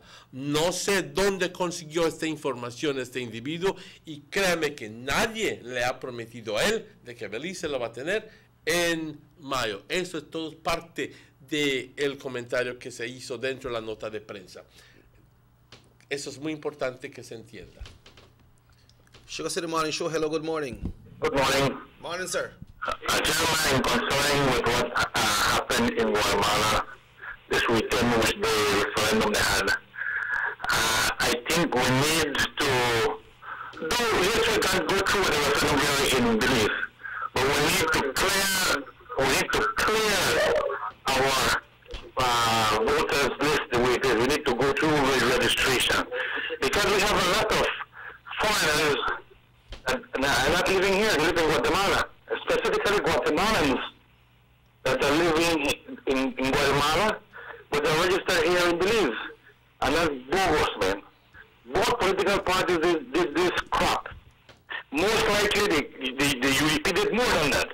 I can recall when Mr. Benny Halba ran for Central, and I was present, and I made a big noise over it, when 3 buses came across the border at the park right at San Francisco School with Guatemala. They didn't even know how to vote. They gave them their red T-shirts and the walk, and they didn't even know what to do. So these people need to get out of our voters list. We need a re-registration first and foremost. I'm not asking you this. So I was out there. I was one of them that opposed these people who were voting, and the police came and removed me from there. And they were Guatemala. They didn't even know what street they live. So this crap need to stop. Because we have Guatemala that they will vote yes. So we need to have a referendum yes in Belize. And we need to go and vote in mass. We need to go at least 90% of our voters need to go out there and vote a no to this ICJ crap. Because we cannot go to the ICJ when only not even 25% of the Guatemalan population went to vote. And out of that 25% population went to vote, and the interview that I saw, They didn't even know why they were going to vote. A few of them were smart enough to say, oh, we need to define our borders. Some of them didn't even know why they were going to vote. So we don't want that to happen to Belize. We are very educated. In Guatemala, the literacy is very, very high. A lot of people don't know to read and write. In Belize, we know to read and write and we know to understand. And the government needs to educate our people where we should go or where we should not go. But as far as I'm concerned right now, the way I'm seeing this thing, we should have had this this referendum together at the same time. Now with this, yes, it's putting pressure on Belize internationally. It's putting pressure on us internationally because Guatemala voted yes. But again, we have nothing to win. We have more to lose than to gain if we go to the ICJ. So yes, we're supposed to go to the ICJ. I mean to referendum, not to referendum. We need to go there, but we need to clear our voters list. We need to get all those foreigners that are not living in our country. Guatemala, that living here in Belize, they would vote no to go to the ICJ. I spoke to several of them. They said no. They ran from Guatemala because of the oppression they have in Guatemala. So let's go back to a country that oppresses them.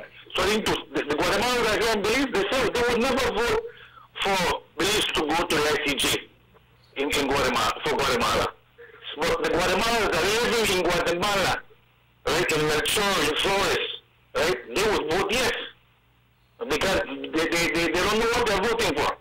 So I'm begging all the Belizeans, let us get the government to re-register our people, and then we go and vote for the referendum, but we will vote no. And let us go to masses. At least 90% of us need to go and show the international countries, right, that we are a people united and we should say no to the ICJ. Thank you. Yeah. Thank you, sir. Thank you very much. Everybody have their own perspective. I understand the caller, but if we vote no, what position does that put us in? Do we go back to the same? Which is opening again at the kind of worms that is going to be constantly plaguing us. But but let me just quickly give a little bit of commentary on the last person who called. I agree with the person that there has to be a re-registration process. I think the government announced that. And right? I think that it is in the plans. Now, the content of the caller's, the caller made mention of certain allegations. We don't know if these things are true. Remember that at the end of the day, that is that person's perspective and not necessarily the stations. But it was rife with generalizations. And when I just like to tell you that when you make commentary like that, you have to make sure that you know where you're coming from. If you do, well then that's good for you. But other than that, you have to be very careful with commentary like that. But consequences, just permit me, please. Consequences of not ending the dispute. But you have text messages? JK? Yes, sir. Go ahead. This one says here, Pa, when Guatemala brought up their claim, Great Britain told Guatemala that if they thought they had a legal claim, to take it to the ICJ. But they had no legal claim. Today, can they have a legal claim? According to the lawyers, no, they don't have a claim. They have a claim, but it is unfounded. It is not supportive, and it's not going to be. They're going to be losing on that. On a legal case, they're going to lose. Belize will win the case. This next one says here, if we lose in the ICJ, we will have people who would claim asylum. And this next one here is saying here, this one a long one. They say, it's time to stop Guatemala. It's time to stop Guatemala. Show them that we are small but strong, not in amount but in strength. They are coming more aggressive. With time, all we do is to be diplomatic. Let's be an aggressive diplomatic nation, ready to stand and defend what is ours. Well, I don't know how you manage to be aggressive and diplomatic as well, because diplomacy is exactly that. You know, diplomacy is exactly that. But it continues. Point is well taken. It continues. I do not know what is the messages, but maybe two ministers speak different language and misunderstand the message. I guess that is made in reference to the announcement of May 2018 as a date for the referendum in Belize. I don't know if that was as a result of a misinterpretation or misunderstanding, but I can clearly tell you that nothing has been declared by the government or announced by government in which it makes it clear that we will be having a referendum in 2018, May of this year. Nothing like that. Consequences of not ending the dispute. In other words, of voting no to the ICJ. The consequences, because we have to consider that as well. We have to consider that the fact that, hey, Mr. Telewan, me not going to vote for no ICJ, this and that, but then the consequence of that is we leave the territorial dispute unsettled. There are going to be, there are going to be continued invasions and border incidents. This is according to Assad Shuman. Okay? And it says, the major consequence of not ending the dispute will be continued invasions of our territory by Guatemalans, continued looting of our resources, and confrontations with the BDF. These have often led to long drawn-out negotiations to remove them, or to armed confrontations. It costs us a lot of trouble and expense. Not that all incursions would come to an end with the end of the dispute, but once our borders are agreed and marked, it will be easier to control and react to them. That is a mouthful. Guatemalan governments have often promised to do everything possible to stop such incursions. Let's take the call. Good morning, Sugar City Morning Show. Yes, good morning. Good morning. Good morning.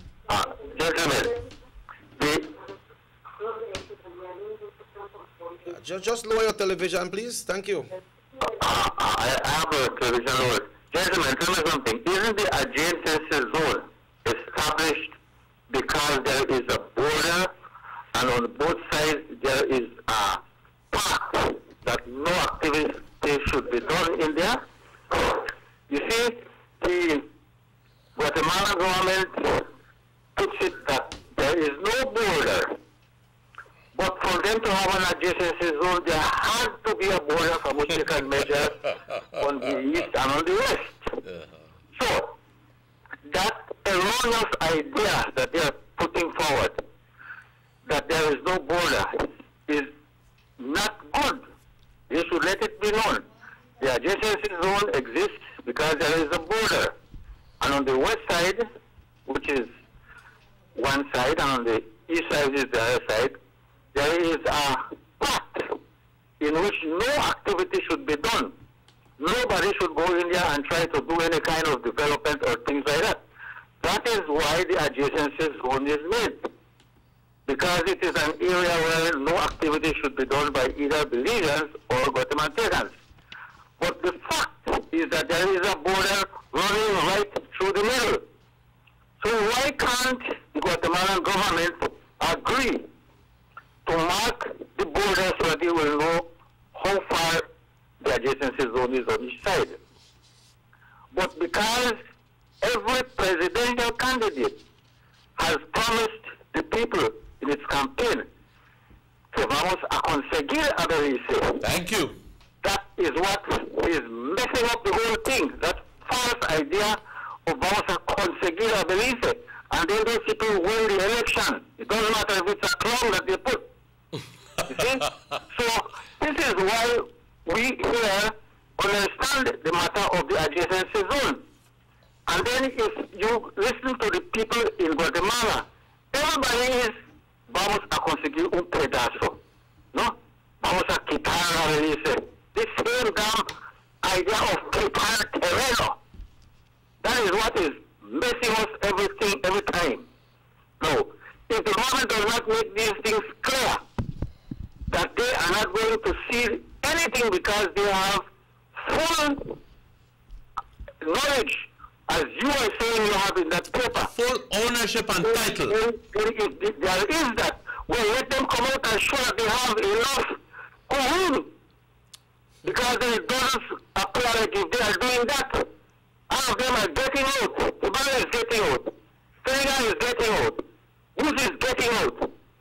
You know, the people are kicking them out of the place because of those same kinds of things. You know, everything is cheaper and fair for themselves. That is one of the problems that has hampered Belize, especially with this new government that we have. The confidence has been lost. It has not been, it is not established. Thank you.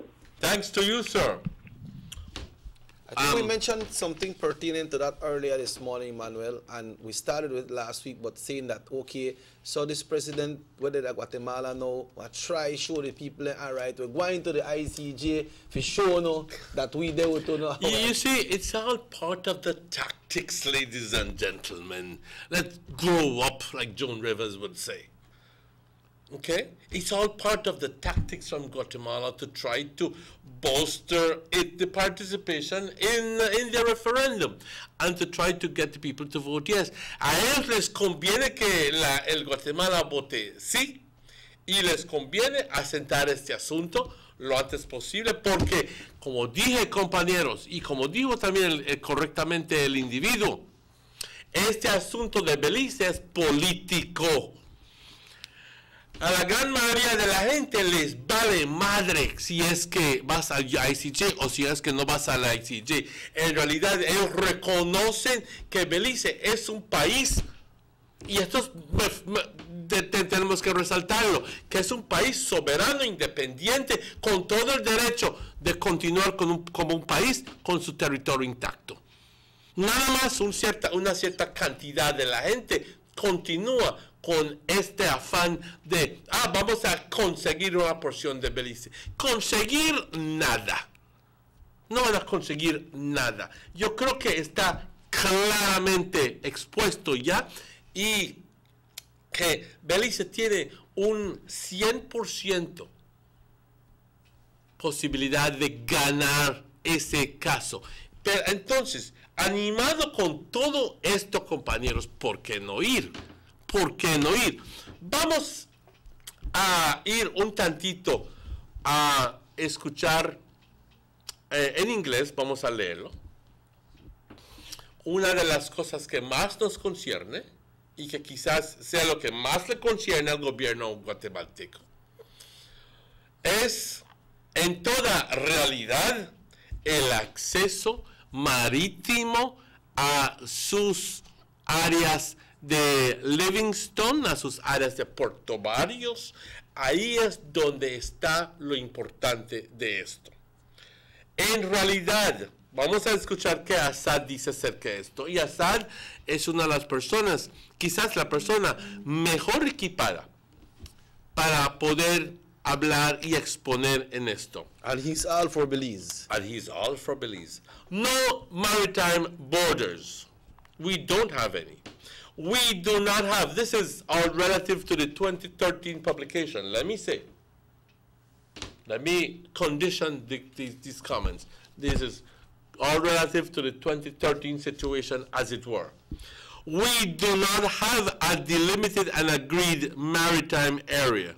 We have a claim to maritime areas based on the United Nations Conference on the Law of the Seas, UNCLOS, and such claims must be confirmed either by agreement, as we hope to do with Mexico and Honduras, but have no hope of doing so with Guatemala, or by judicial settlement, which is arbitration of the court.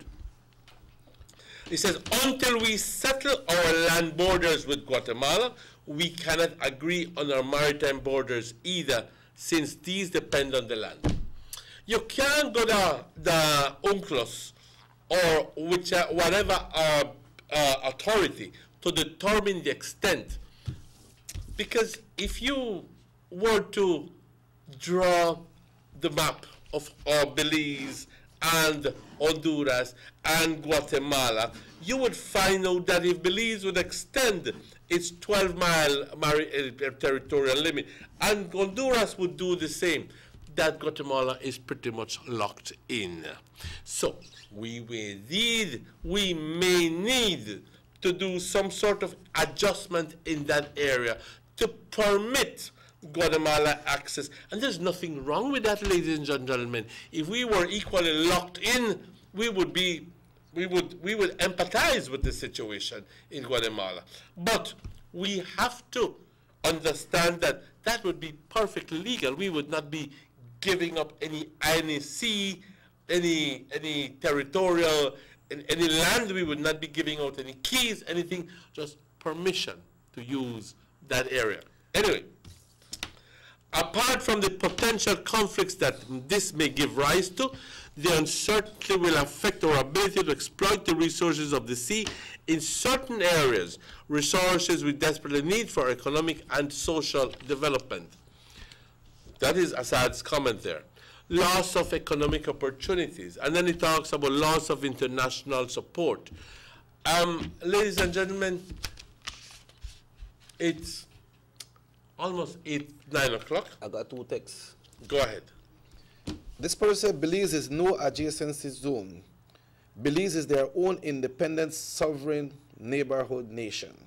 And this one says, I willingly agree that we go to the ICJ, but not under the leadership of Arlington. He is too soft-hearted. Well, he would not be the one to go to court. Let me just clarify. He not represent me. He now represent me. Okay?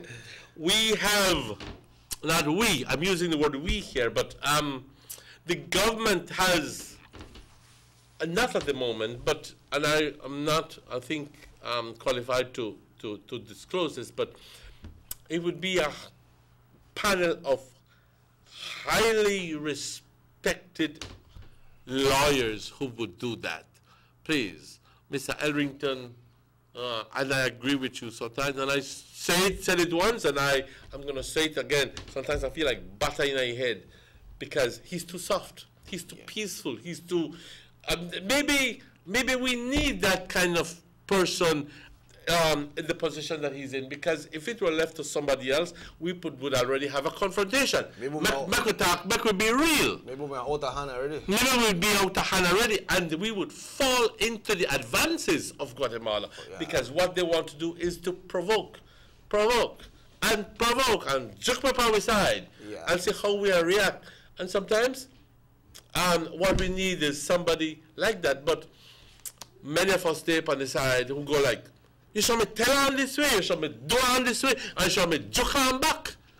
But is that conducive to peace? At the end of the day, is that the right decision that we should have taken? Or make the BDF then whether that they would we lose international support by reacting to the provocations? Yeah. So you have to be smart. You have to be, and this is where I commend Mr. Arrington.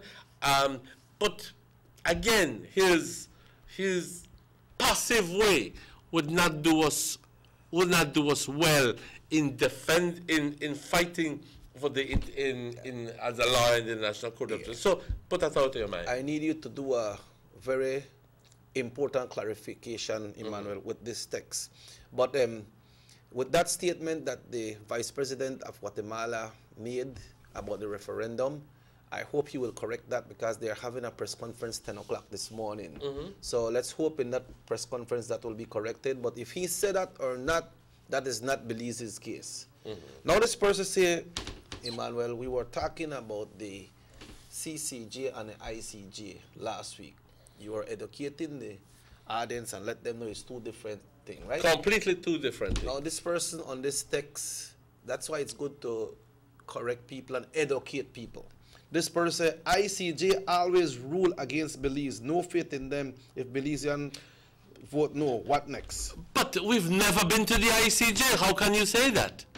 You said the people don't really know, Emmanuel. We have never been to the ICJ. Don't confuse the CCJ and the ICJ, for God's sake. It's two different things. Maybe when we say CCJ, we have to say it a little bit slower. CCJ and ICJ is two different, completely different. Right? So you don't have to have no fear when it comes to the ICJ, because it's not like the CCJ. That's the Caribbean Court of Justice.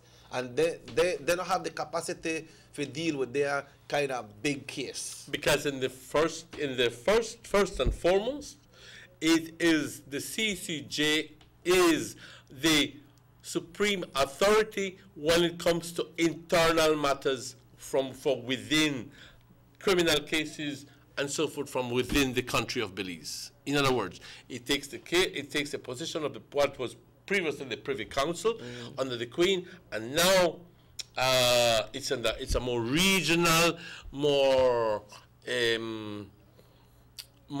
relation, the kind of thing, you know, with the Caribbean. And it's completely different, distinct and apart from the International Court of Justice. The International Court of Justice, we have never been to the ICJ before. Okay? So when I hear people say, oh, we always lose and go to the ICJ, we've never been to the ICJ. So get this very, very clear. It's very important that you understand that CCJ is what we went to the last time, and ICJ, we have never been to them. So, and the question is, if should we go to the ICJ? So don't confuse one with the other. Please, no confundan uno con el otro.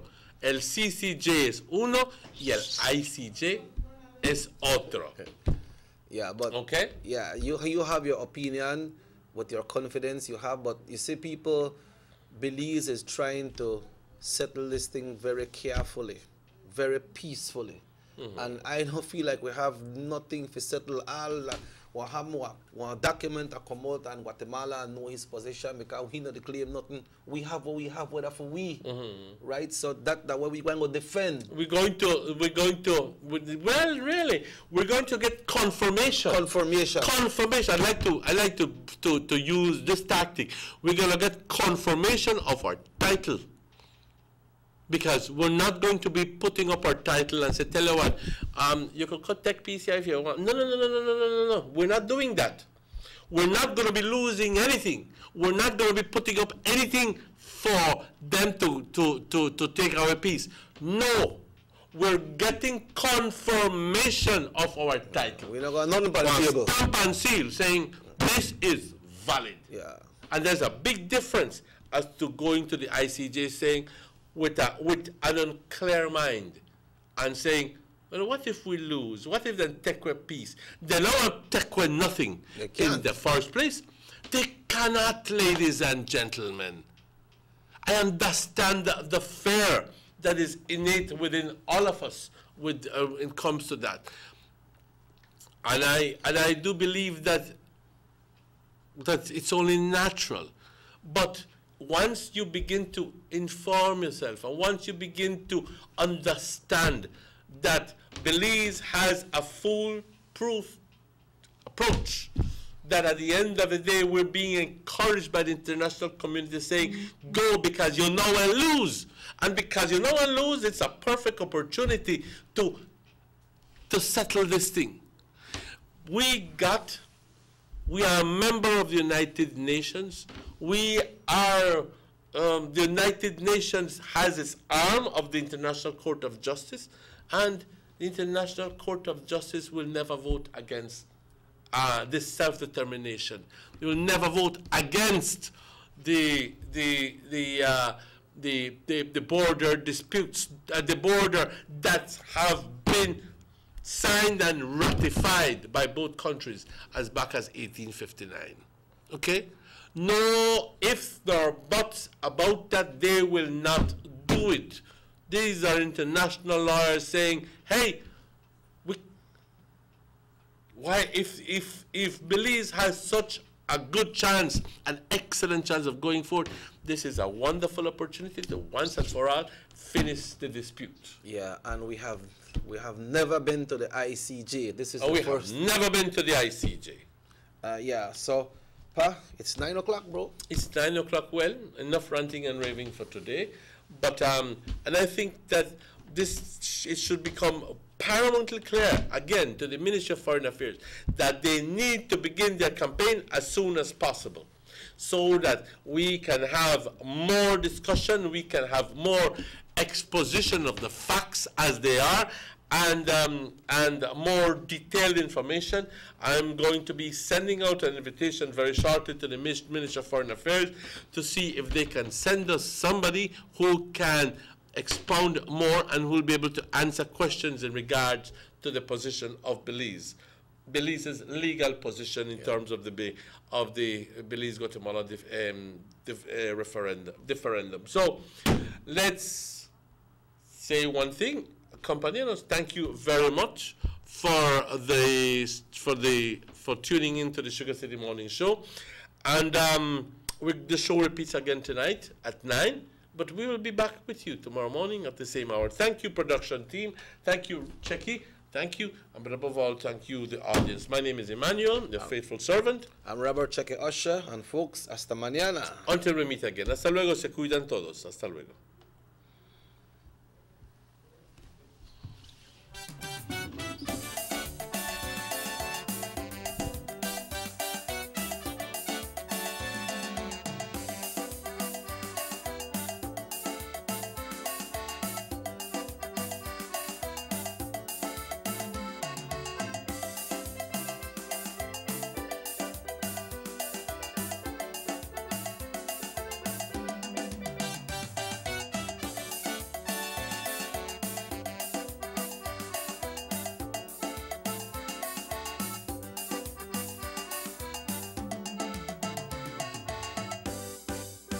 Sugar City Morning Show.